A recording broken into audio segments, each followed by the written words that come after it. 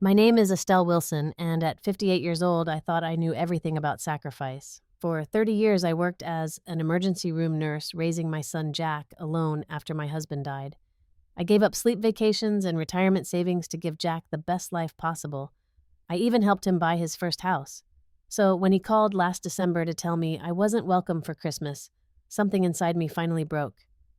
I smiled, hung up, and made a decision that would change everything. Before I tell you what happened next, let me know where you're watching from and hit that subscribe button to hear how I handled this heartbreak in a way my son never expected. I met my husband Robert during nursing school. We were young in love and had our whole lives ahead of us. We bought a small starter home in a good school district, and when Jack was born, everything felt perfect. Robert was a wonderful father who read bedtime stories and coached Little League. Our life wasn't extravagant, but it was happy. Then, when Jack was 8 years old, Robert died suddenly of an aneurysm. One day he was complaining about a headache, and the next day he was gone. I didn't just lose my husband that day. Jack lost his father, and I lost our dream of growing old together on a porch swing watching our grandchildren play. The first year after Robert died was a blur of grief and exhaustion. I had a mortgage to pay, a child to raise, and barely enough time to process what had happened. I switched from day shifts to night shifts at the hospital so I could be home when Jack returned from school. I picked up extra weekend shifts to make ends meet. There were days when I would come home at 7 in the morning, get Jack on the school bus by 8, sleep for 6 hours, then wake up to greet him when he came home. I'd help with homework, make dinner, get him to bed, and then head back to the hospital for another 12-hour night shift. Jack was a bright child, always at the top of his class. He had Robert's quick mind and charm, but I noticed early on that Jack had a sense of entitlement that worried me. When other children got basic sneakers, Jack wanted the expensive brands.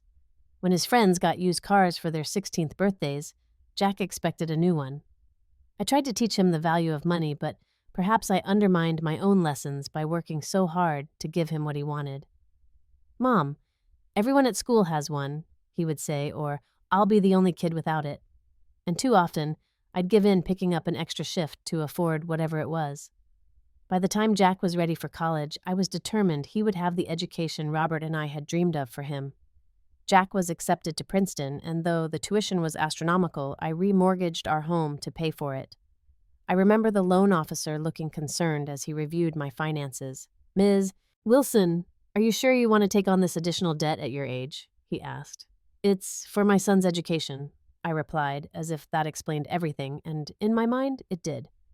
During his sophomore year, Jack called to tell me he wanted to study abroad in London. The program cost an additional $15,000. "Jack, honey, I don't think I can swing that right now," I told him. "But Mom, this is a once-in-a-lifetime opportunity," he insisted. "Everyone says the connections you make abroad are crucial for job prospects." I ended up taking a second job working weekends at a nursing home to pay for his semester in London. He sent me exactly 3 postcards during his 4 months there. It was during his senior year that Jack met Amanda. She came from a wealthy family in Connecticut, and the first time I met her parents at graduation, I felt immediately out of place. Margaret, Amanda's mother, wore designer clothes and talked about their summer home in Martha's Vineyard. Her father, Howard, was a partner at a law firm and drove a car that cost more than my house. Still, Amanda herself was warm to me at first. She called me Mama Wilson and asked for my recipe for apple pie. Jack seemed happy, and that's all I cared about. After graduation, Jack landed a job at a financial firm in Boston. The starting salary was good, but not enough to afford a home in the neighborhoods they were looking at. When they found a beautiful colonial-style house in a prestigious suburb, Jack called me excitedly. "Mom, we found the perfect place, but we're a bit short on the down payment," he explained. "Would you be willing to help us out just a loan until I get my first bonus?" I had been saving for retirement, building a modest nest egg that would allow me to stop working the night shift eventually. I withdrew 30% of it, $90,000, and wired it to Jack for the down payment. But there was another issue. Jack's credit history was limited, and the mortgage rates they were offered were high. The loan officer suggested adding a cosigner with established credit. "It would only be on paper, Mom," Jack assured me. "We'll make all the payments. You won't have to worry about a thing." I signed the papers, becoming the primary name on a mortgage for a house I would rarely be invited to visit. Jack and Amanda promised to refinance within a year to remove my name. "We're so grateful," Amanda said, hugging me at the closing. "You'll always have a place with us." For the first few months, everything seemed fine. Jack sent the mortgage payment to my account on time, and I would forward it to the bank. I was invited for dinner a few times, and Amanda showed me around their new home with its gleaming hardwood floors and gourmet kitchen. But gradually, things began to change. Jack's calls became less frequent. When I would call him, he was always just heading into a meeting or about to go to bed. Visits that used to last a weekend were cut short to quick lunches. Amanda stopped asking for recipes or calling me Mama Wilson. "They're just busy establishing themselves," I told myself. "This is normal for newlyweds." What I didn't know then was that this was just the beginning of a pattern that would eventually break my heart. I'll never forget that first Christmas after Jack and Amanda moved into their new home.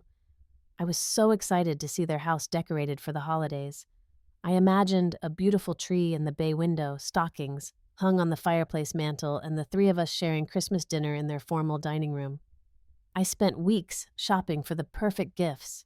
For Jack, I found a vintage watch similar to the one Robert had worn. For Amanda, I selected a delicate silver bracelet with their wedding date engraved inside. I couldn't afford expensive presents like Amanda's parents could give, but I chose things with meaning. 2 weeks before Christmas, I called Jack to confirm our plans. "About Christmas," he said, his voice suddenly formal. "Something's come up at work, a client emergency that can't wait. I'm so sorry, Mom, but we're going to have to postpone our celebration." My heart sank, but I understood. Jack's career was important, and these things happen. "That's okay, sweetie," I said.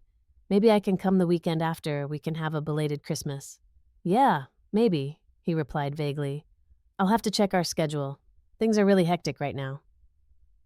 I spent Christmas Day alone watching old movies and trying not to feel sorry for myself. I called Jack but got his voicemail.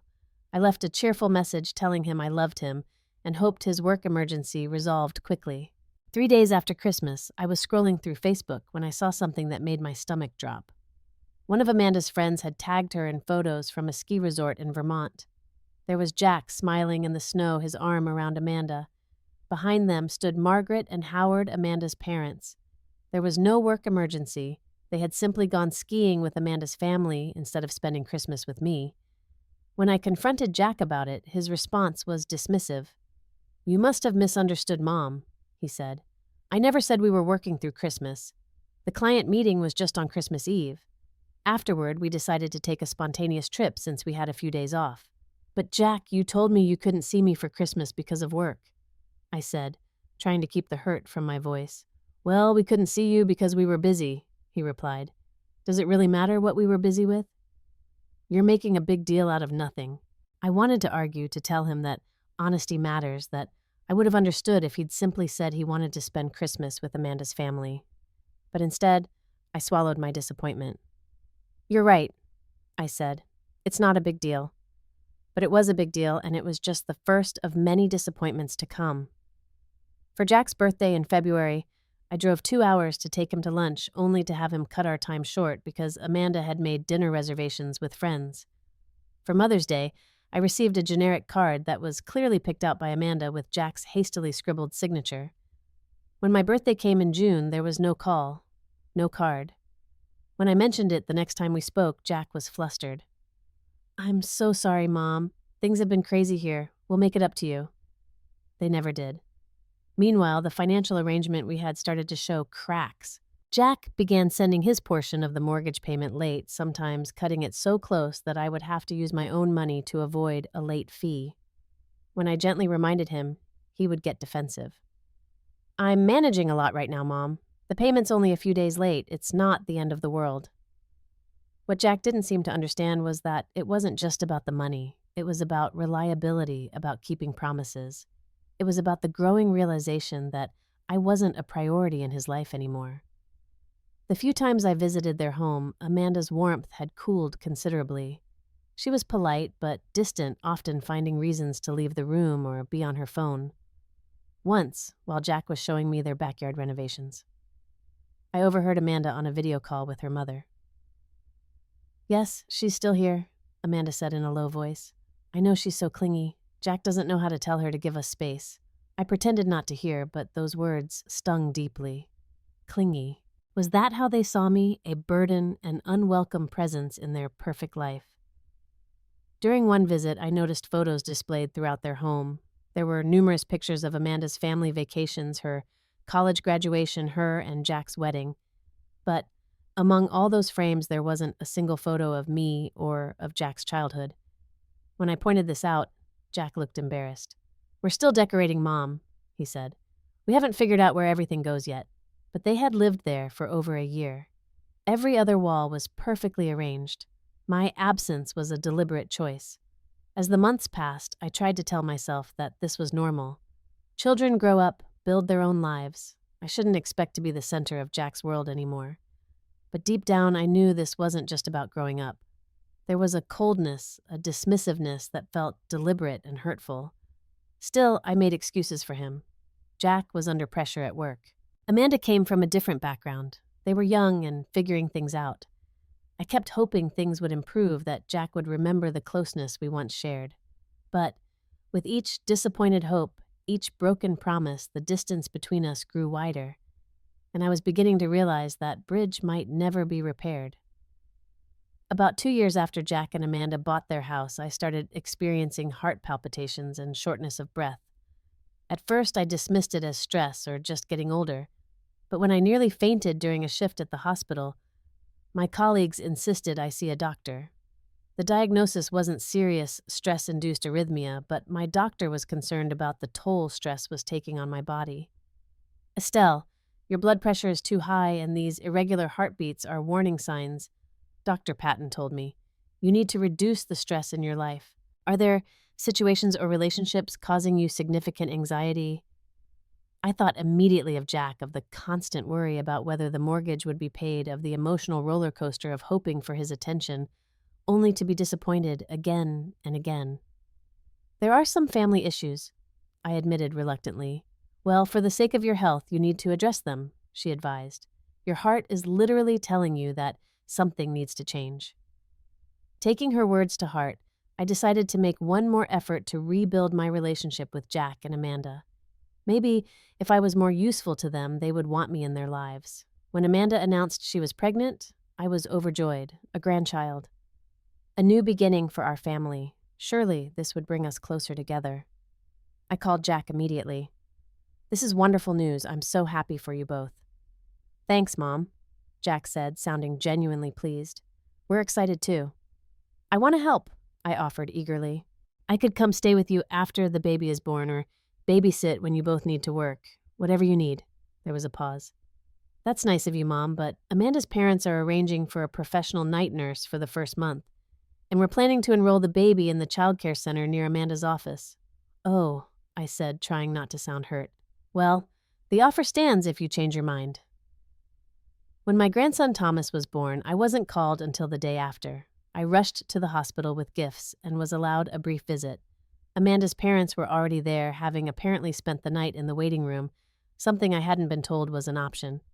As Thomas grew, my offers to babysit were consistently declined. When I did visit, Amanda would hover nervously as if afraid I might do something wrong.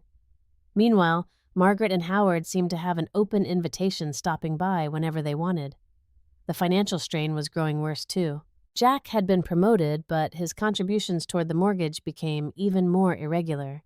Some months he would forget entirely until I reminded him, and then he would act as if I was being petty for bringing it up. "Mom, I've been busy with the baby and work. Can't you cover it this month? I'll pay you back." But he rarely did pay me back. Meanwhile, I noticed on social media that they were taking expensive vacations and buying luxury items. Amanda showed up in photos wearing designer clothes, and Jack posted about his new golf clubs. Yet somehow, they couldn't manage to send me the mortgage payment on time. I was dipping into my retirement savings more and more frequently to cover their shortfalls. At this rate, I would never be able to retire. But whenever I tried to discuss refinancing the house to remove my name from the mortgage, as they had promised, Jack would find a reason to postpone the conversation. The contrast between how they treated me and how they treated Amanda's parents became increasingly painful to witness. Margaret and Howard were welcomed at every holiday and family event. They were in all the photos with baby Thomas. They bought extravagant gifts that were received with genuine gratitude. When I gave Thomas a handmade quilt for his first birthday, Amanda put it away immediately, saying, "Oh, that's so rustic. We'll save it for when he's older."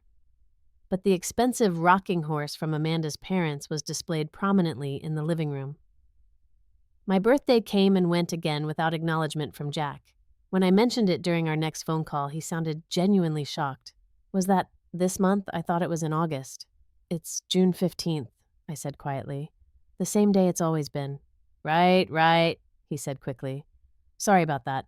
Things have been crazy here with Thomas starting to walk and all." One Sunday afternoon, feeling particularly lonely, I drove by their house. I wasn't planning to stop in. I knew they didn't like surprise visits. I just wanted to feel close to them somehow. As I slowly drove past, I saw both Amanda's parents' cars in the driveway. They were having a family gathering that I hadn't been invited to. I pulled over around the corner and cried for 20 minutes before driving home. My friend Susan from the hospital noticed my distraction at work. During our lunch break, she asked what was wrong, and everything spilled out: the mortgage, the broken promises, the constant rejection. "Estelle," she said gently, "this isn't normal. The way Jack treats you isn't right." "He's just busy," I said automatically. "He has his own family now." "You are his family," Susan insisted, "and he's taking advantage of your generosity while excluding you from his life. That's not okay." "He's my son," I said weakly. "What am I supposed to do?" "You're supposed to be treated with respect," she replied firmly, "and it sounds like that's not happening." Deep down, I knew she was right, but admitting that my own son was deliberately pushing me out of his life was too painful to face. So I continued to make excuses for him, continued to hope that things would change. But with each passing month, the evidence was becoming harder to ignore. Jack didn't want me in his life except when he needed my money or my signature on legal documents. The son I had sacrificed everything for had reduced me to a financial convenience, and it was breaking my heart. Last December marked 5 years since Jack and Amanda had purchased their house with my help. 5 years of irregular mortgage payments, broken promises, and growing distance. 5 years of watching Amanda's parents become the primary grandparents while I was kept at arm's length. Despite everything, I still held on to hope for Christmas. The holiday had always been special for Jack and me. When he was little, we had our traditions: baking cookies shaped like stars, driving around to see the neighborhood lights, reading "The Night Before Christmas" on Christmas Eve. I started planning months in advance. I saved a little from each paycheck to buy special gifts. For Jack, I found a first edition copy of his favorite childhood book. For Amanda, I splurged on a cashmere scarf from a boutique she had once mentioned liking. For Thomas, now 3 years old, I bought a beautiful wooden train set that I knew he would love. I also planned to bring the special ornaments Jack had made, as a child, little handprint reindeer and popsicle stick frames with his school photos. I thought it would be meaningful for Thomas to see ornaments his daddy had made at his age. 3 weeks before Christmas, I called Jack to confirm plans. Would they want me to come Christmas Eve or Christmas Day? Should I bring anything for dinner? Jack's tone was cold from the moment he answered. "Oh, hi, Mom." "Hi, sweetheart," I said, trying to ignore the chill in his voice. "I was calling about Christmas plans. I wanted to know what day works best for you all." There was a pause, and I could hear muffled voices. Amanda was saying something in the background. "The thing is, Mom," Jack finally said, "we weren't expecting you for Christmas this year." The words hit me like a physical blow. "What do you mean?" I heard Amanda's voice again, clearer this time. "Just tell her Jack." Jack cleared his throat. "We're planning a small Christmas this year, just immediate family." "Am I not immediate family?" I asked quietly, my voice barely above a whisper. "You know what I mean, Mom," Jack said, sounding annoyed now. "Thomas gets overwhelmed with too many people, and Amanda's parents are already coming. It's just easier this way." My heart was racing and my hands trembled as I gripped the phone. In that moment, something shifted inside me. A clarity I had been avoiding for years suddenly came into focus. I wasn't wanted, I wasn't valued, I was an inconvenience to my own son. "I understand completely," I said, my voice surprisingly calm, and then I hung up. The moment the call ended, I broke down. 5 decades of tears seemed to pour out all at once. I cried for the little boy who used to run into my arms. I cried for the single mother who worked double shifts to give him everything. I cried for the woman I had become lonely, taken advantage of, and heartbroken. When there were no tears left, I went to my file cabinet and pulled out all the financial records related to Jack's house. The initial down payment of $90,000, the monthly mortgage statements showing my name as the primary borrower, the record of every time I had covered Jack's portion of the payment. I calculated the total over $120,000 over 5 years, not including the down payment. Money that was supposed to be for my retirement. Money I had earned working night shifts and weekends. Money Jack had promised to pay back, but never had. I spent that night staring at my ceiling, replaying years of small rejections and broken promises, the missed birthdays, the way Amanda's parents were welcomed while I was kept at a distance, the clingy comment I had pretended not to hear. By morning, a new feeling had replaced my sadness determination. I had spent my entire adult life putting Jack first. I had sacrificed my time, my health, and my financial security for him. And in return, I had been pushed aside, taken for granted, and excluded from his life, except when he needed money. It was time for that to stop. It was time to stop being a doormat and start standing up for myself. The mortgage payment was due in 2 days. For the first time in 5 years, I decided not to make it. The morning after my decision, I called in sick to work, something I rarely did. I needed time to think clearly and make a plan. This wasn't about revenge. It was about reclaiming my dignity and my future. My first call was to a financial advisor recommended by a colleague. Frank Donovan was a kind man in his 60s who specialized in helping people near retirement age. I explained my situation, holding nothing back. So the house is primarily in your name, but they live in it and are supposed to make the payments to you, he clarified. Yes, I confirmed. Jack sends me his portion when he remembers, and I make the full payment to the bank. Frank frowned. And they promised to refinance years ago to get your name off the mortgage. They did, but whenever I bring it up, Jack has an excuse. Frank's expression was a mixture of sympathy and concern. Estelle, I need to be direct with you. This arrangement is putting your financial future at serious risk. If they default, it's your credit on the line. If the housing market drops and they walk away, you're responsible for the difference. I know, I admitted. I just wanted to help my son. There's helping, and then there's enabling, Frank said gently. From what you've told me, it sounds like your son has been taking advantage of your generosity. We spent the next hour going over my finances in detail. The picture wasn't pretty. Between covering Jack's mortgage shortfalls and dipping into my savings, my retirement plans were in jeopardy. At my current rate, I would have to work well into my 70s. The first thing we need to do is stop the bleeding, Frank advised. Cancel the automatic mortgage payment. Your name is on the mortgage, so you have every right to speak with the bank directly. Next, he recommended I consult with a lawyer to protect myself. You need to document everything, every payment you've made, every time you've covered for your son, every conversation about refinancing. I left Frank's office with a clear action plan and the name of a lawyer he trusted. For the first time in years, I felt in control. At the bank, I spoke with a mortgage officer named Teresa. When I explained that I wanted to cancel the automatic payment, she looked concerned. Ms. Wilson, this could result in a late payment on your credit report if the payment isn't made another way. I understand, I said firmly, but I need to make some changes to this arrangement. Teresa reviewed the mortgage details and frowned. This loan was originated 5 years ago, and you're still the primary borrower. Usually people refinance within a year or two in these situations. That was the plan, I explained. It just never happened. After canceling the automatic payment, I called the lawyer Frank had recommended. Jennifer Murphy was a straightforward woman who specialized in family financial disputes. I secured an appointment for the following day.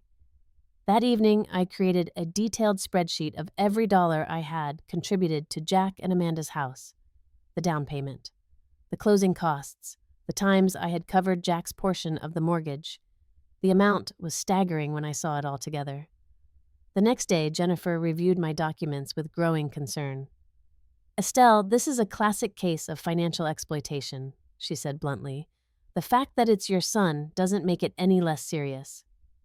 I wouldn't say he's exploiting me, I protested weakly. He's just careless with money. Careless is forgetting a birthday, Jennifer countered. This is a pattern of taking advantage of your generosity while systematically excluding you from family events. The emotional manipulation is concerning, and the financial entanglement puts you at significant risk. She recommended drafting a formal letter outlining the situation and my expectations going forward. The letter would establish a paper trail and clarify that I was no longer willing to continue the current arrangement. I spent that evening drafting the letter with Jennifer's guidance. It was factual and unemotional, stating simply that I would no longer be making the mortgage payments and requesting that Jack and Amanda refinance the house as promised to remove my name from the loan.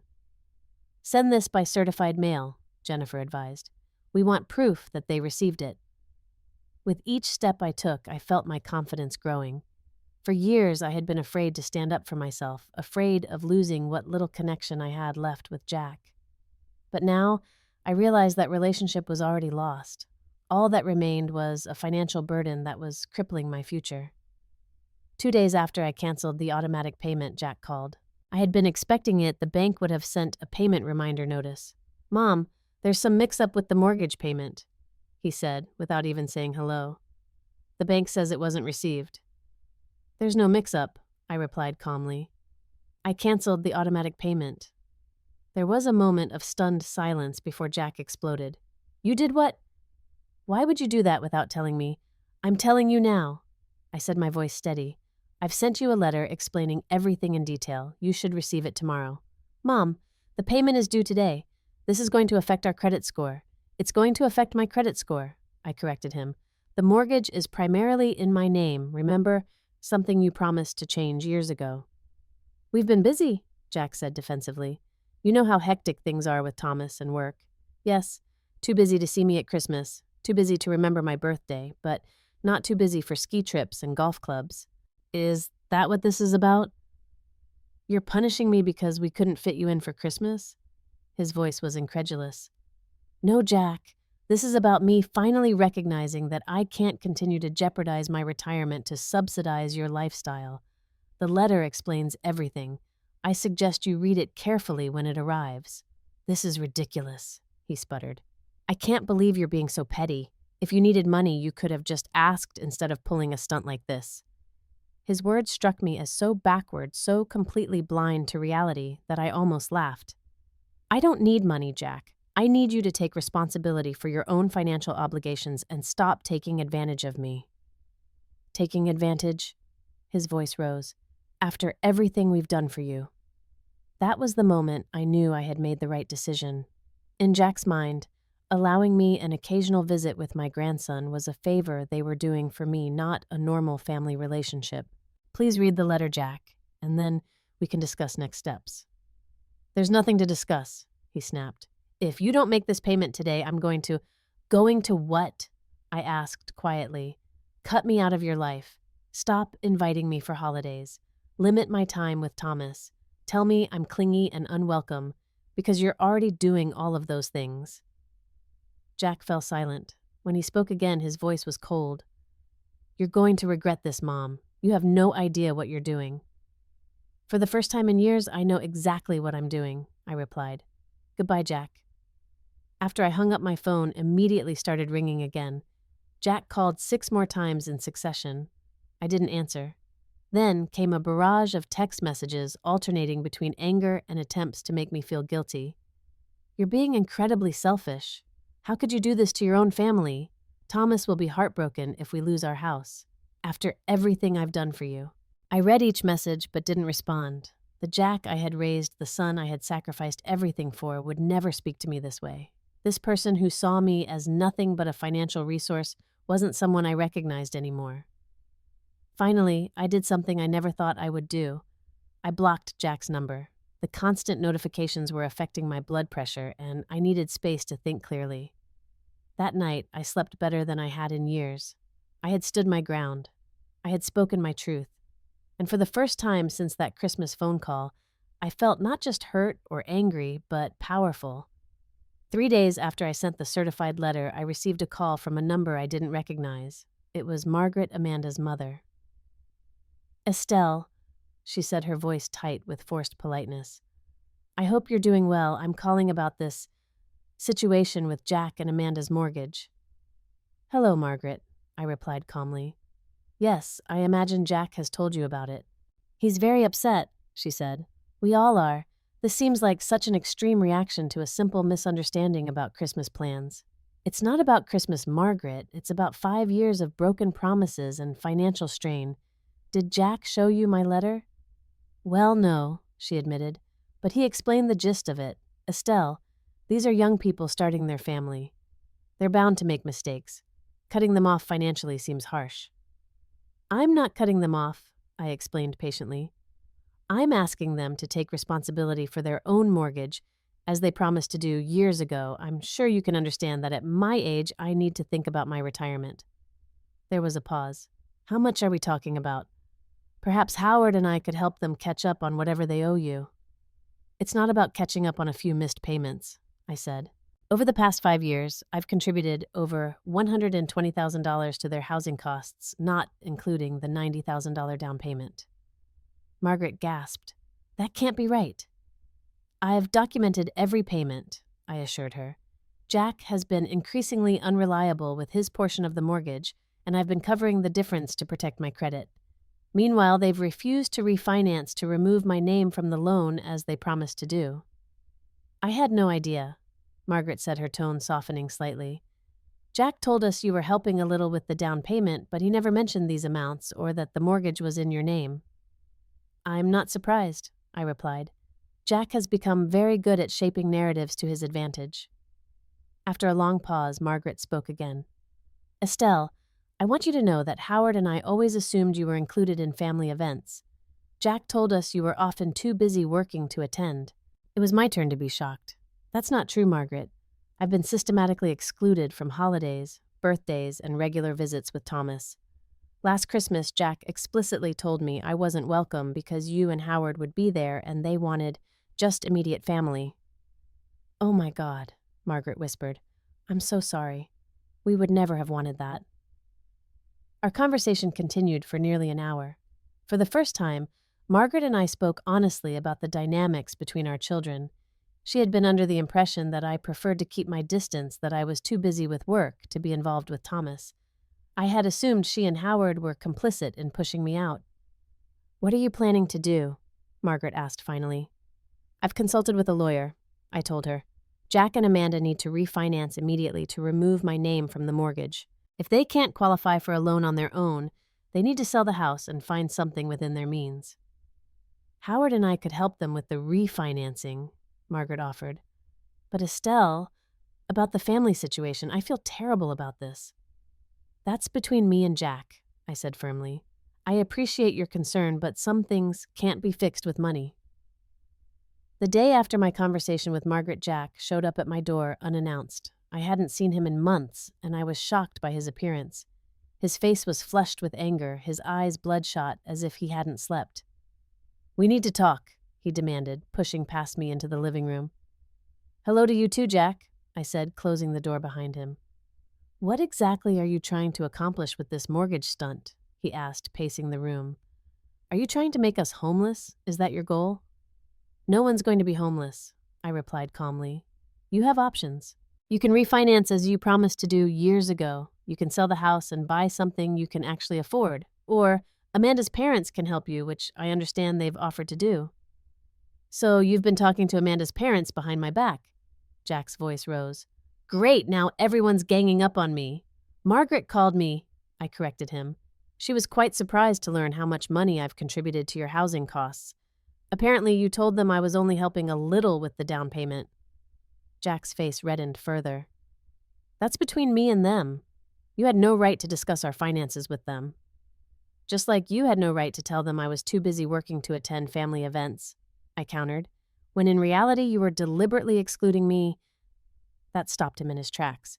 They told you that, yes, Jack, the truth has a way of coming out eventually. He collapsed onto my sofa, suddenly looking deflated. You don't understand the pressure I've been under. Amanda has certain expectations about our lifestyle, our social circle. She finds your background embarrassing. His words stung, but they didn't surprise me. My background as a nurse who worked night shifts to put you through Princeton. You know what I mean, he muttered. Amanda comes from a different world. Her friends all have parents with vacation homes and country club memberships. And that justifies lying to me, excluding me from my grandson's life and exploiting me financially. Jack flinched at the word exploiting. That's not fair. I always intended to pay you back. Intentions aren't mortgage payments, Jack. I've been dipping into my retirement savings to cover your shortfalls. So this is about money after all, he said bitterly. No, this is about respect, I replied. Money is just the most tangible example of how you've taken advantage of me, but it goes much deeper than that. We were interrupted by a knock at the door. When I opened it, Amanda was standing there looking furious. Jack, we need to go, she announced, not even acknowledging me. Your mother has made her position clear. Actually, I don't think she has, Jack argued, standing up. I still don't understand what she expects us to do about this mortgage situation.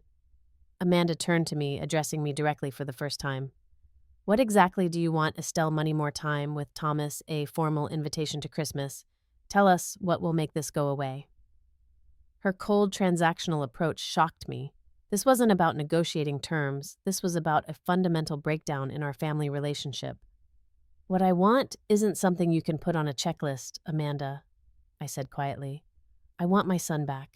I want the person who used to value family more than status. I want to be treated with basic respect and consideration. People change, she replied dismissively. Jack has a different life now, different priorities. You need to accept that. I have accepted it, I assured her. That's why I'm no longer willing to sacrifice my financial security for a relationship that doesn't exist anymore. The conversation deteriorated from there. Amanda became increasingly hostile, revealing the contempt she had apparently always felt toward me. She called me manipulative, accused me of trying to control Jack through money, and even suggested I was jealous of their lifestyle. Throughout her tirade, Jack stood by silently, neither defending me nor contradicting her. His passive acceptance of her cruelty was perhaps the most painful part of all. As their voices rose, my next-door neighbor Martha stepped onto her porch, clearly concerned about the commotion. Seeing her, Jack finally intervened, taking Amanda's arm. Let's go, he said firmly. This isn't accomplishing anything. As they prepared to leave, I made one final statement. My lawyer will be contacting you about the refinancing. I expect this to be resolved within 30 days. If not, I'll be forced to take more formal legal action. You'd sue your own son? Jack asked incredulously. I hope it doesn't come to that, I replied honestly. But I will no longer set myself on fire to keep you warm, Jack. After they left, Martha came over to check on me. I had never shared my family troubles with my neighbors, always maintaining the facade that Jack and I had a normal, healthy relationship. Are you okay? She asked gently. That sounded intense. To my surprise, I found myself telling her everything, the mortgage, the exclusion, the years of disappointment. Instead of the judgment I feared, Martha offered understanding and support. My sister went through something similar with her daughter, she shared. Sometimes the hardest thing is setting boundaries with the people you love the most. In the days that followed, Jack's threats escalated. He sent emails claiming he would contest any legal action, that he would tell everyone what a terrible mother I had been, that he would ensure I never saw Thomas again. I forwarded each message to Jennifer, my lawyer, who responded with a formal cease and desist letter. She also sent comprehensive documentation of my financial contributions to the house, making it clear that any legal battle would not end in Jack's favor. 2 weeks after our confrontation, I received a terse email from Jack stating that they had secured financing through Amanda's parents and would be removing my name from the mortgage. The email contained no apology, no acknowledgement of the pain they had caused, just a businesslike notification of the transaction. Jennifer advised me not to sign anything without her review. When the paperwork came, she ensured that it properly released me from all obligations related to the house and included provisions for repayment of at least part of the down payment I had contributed. As I signed the papers releasing my claim on the house, I felt a complex mixture of emotions. Sadness for the relationship that was likely irreparably damaged. Relief that my financial future was no longer tied to Jack's unreliability. And a surprising sense of peace that came from finally standing up for myself. The hardest part of this process wasn't the legal complications or even the confrontation. It was the grief of accepting that the son I had raised, the boy I had loved so fiercely, had become someone I barely recognized, someone who could treat his mother as nothing more than a financial resource to be exploited and then discarded. I began seeing a therapist, Dr. Lewis, to help process this grief. She helped me understand that my enabling behavior had contributed to the problem, that my unwillingness to set boundaries earlier had allowed Jack's entitlement to grow unchecked. "You can't change Jack," she told me, "but you can change how you respond to him. And in doing so, you might actually give him the opportunity to reflect and grow." That first Christmas alone was difficult.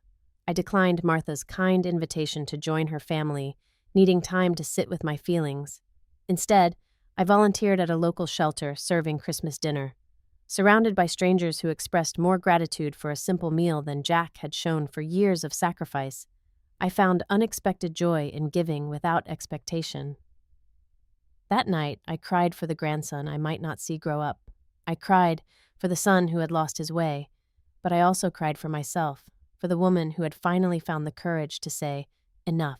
It's been 18 months since I canceled that mortgage payment and set in motion the changes that would transform my life. The journey hasn't been easy, but it has been profoundly healing. With the financial drain of Jack's mortgage finally stopped, I was able to focus on securing my own future. Frank, my financial advisor, helped me create a realistic retirement plan. For the first time in years, I could see a path to eventually leaving night shifts behind. I also used some of the money I was saving to renovate my long-neglected home. Nothing extravagant, just a fresh coat of paint in the living room, new kitchen countertops to replace the worn laminate, and a comfortable reading chair for the sunroom. Small changes that made my house feel like a home again, not just a place to sleep between shifts. The emotional work was harder than the financial adjustments. Dr. Lewis helped me work through the complex grief of family estrangement. You're mourning the relationship you thought you had, as well as the one you hoped for in the future, she explained during one of our sessions. Through therapy, I began to recognize patterns in my relationship with Jack that stretched back to his childhood.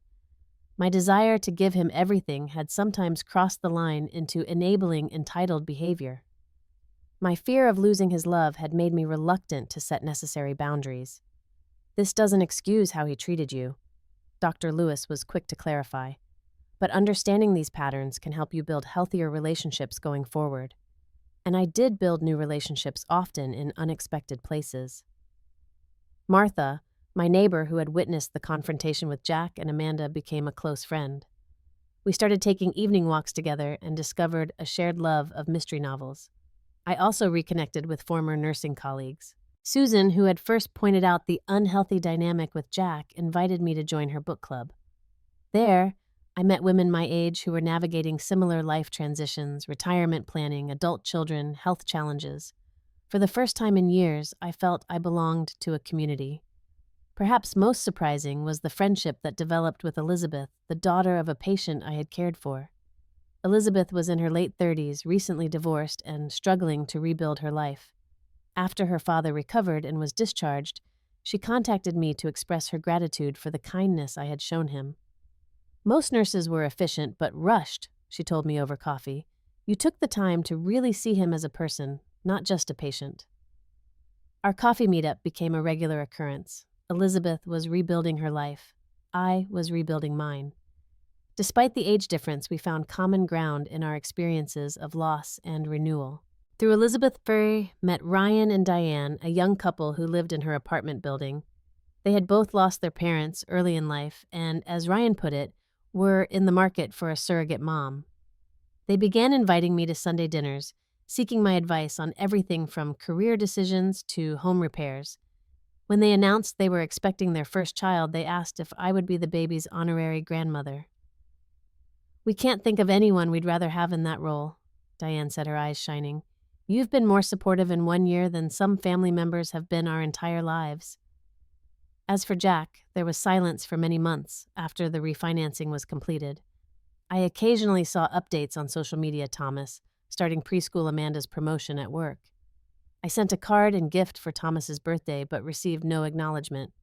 Then, about a year after our confrontation, I received an email from Jack. It was brief and cautious.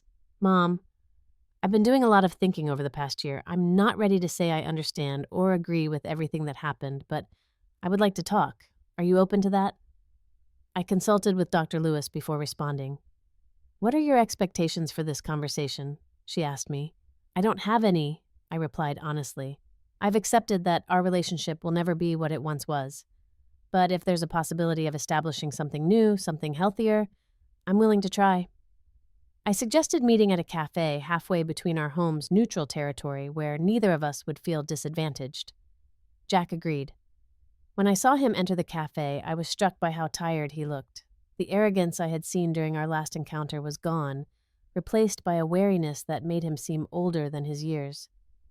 Thank you for coming, he said formally as he sat down. Thank you for reaching out, I replied. Our conversation was awkward at first, full of careful small talk about the weather and my work at the hospital. Finally, Jack cleared his throat. I want to apologize, he said, looking down at his coffee. Not for everything, because honestly, I still think some of your actions were extreme. But I'm sorry for how I handled the financial situation, and for other things. It wasn't the full acknowledgement I might have hoped for, but it was a start. I appreciate that, Jack. I made mistakes too. I should have set clearer boundaries years ago. He nodded. Amanda and I have been seeing a marriage counselor. Things haven't been great since all this happened. Her parents have been more involved in our finances, and that's created its own tensions. I resisted the urge to say I told you so. I'm sorry to hear that. Marriage is hard work.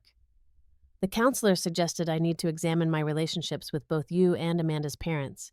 She thinks I've been, he hesitated, searching for the right word, triangulating, using one relationship to avoid dealing honestly with another. That sounds like insightful feedback, I said carefully. She also said I need to consider Thomas in all this, that he deserves to know his grandmother. Jack finally looked up at me. Would you be open to seeing him again? Maybe just for an hour or two at first. My heart leapt at the thought of seeing Thomas, but I knew I needed to proceed cautiously. I would love that, Jack, but I need to know that Amanda is on board too. I don't want to be in a situation where I'm unwelcome or causing tension. Jack sighed. Amanda is working through her own feelings. The counselor is helping with that too. But she has agreed to small, supervised visits for now. It wasn't ideal, but it was more than I had dared to hope for. That's a start, I said. Over the next few months, Jack and I established a tentative new relationship. We met every other Sunday for lunch, sometimes with Thomas, sometimes just the two of us.